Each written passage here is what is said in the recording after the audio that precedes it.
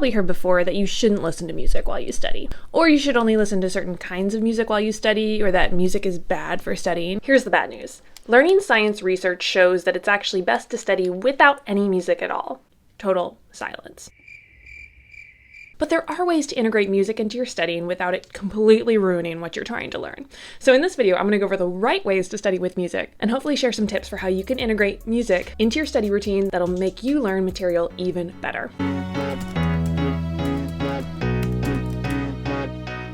So if you go onto YouTube or any other music site, you might see tons and tons of study playlists or 3-hour long music work sessions, and I'll admit, I like to use these a lot too. It's nice to have some background noise to drown out other ambient noise and to really set the tone and get myself focused and ready for a work or study session. But research has shown these are actually not as beneficial to learning material as complete silence. So if you want the top tier level of background noise to study with, it's nothing.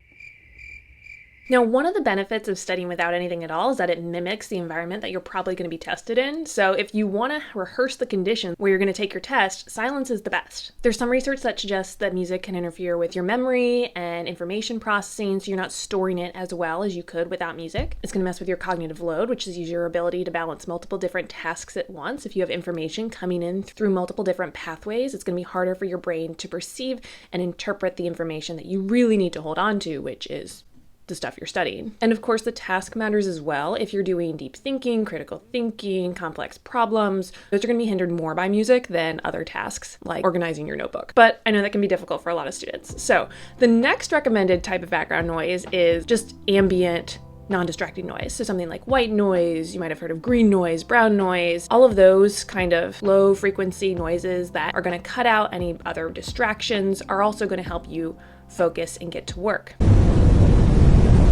And now after that, in our imaginary tier of working with noise or music comes ambient sounds like cafe noises, nature sounds.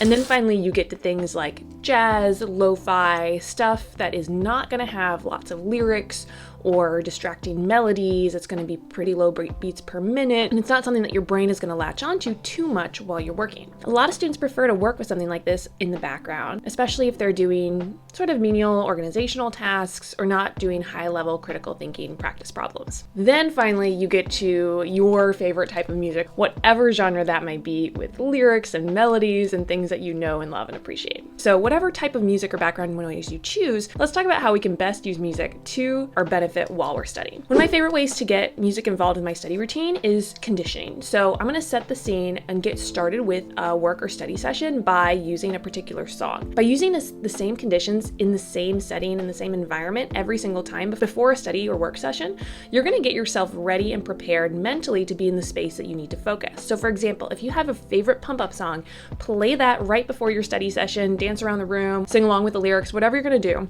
While you're doing this, you're gathering your materials, you're setting up your computer, you're getting out the things you need, and then you cut that music off. And then try doing it the next day, and the next day, and the next day. And soon you're going to form habits to get you in the right mindset to start a really good study or work session. By setting the scene the same way again and again, your brain is going to start to recognize this pattern and get you ready to work and more focused. If you use the same song again right before a test or a big project that you have to present in class, you'll be all the more ready and focused, just like you've been teaching yourself. On the opposite end of the spectrum, if you don't want to use a pump-up song with a high tempo or exciting melody, try listening to calming music to relax yourself, focus on your breathing, and really get your mind into the right mental space for studying or work.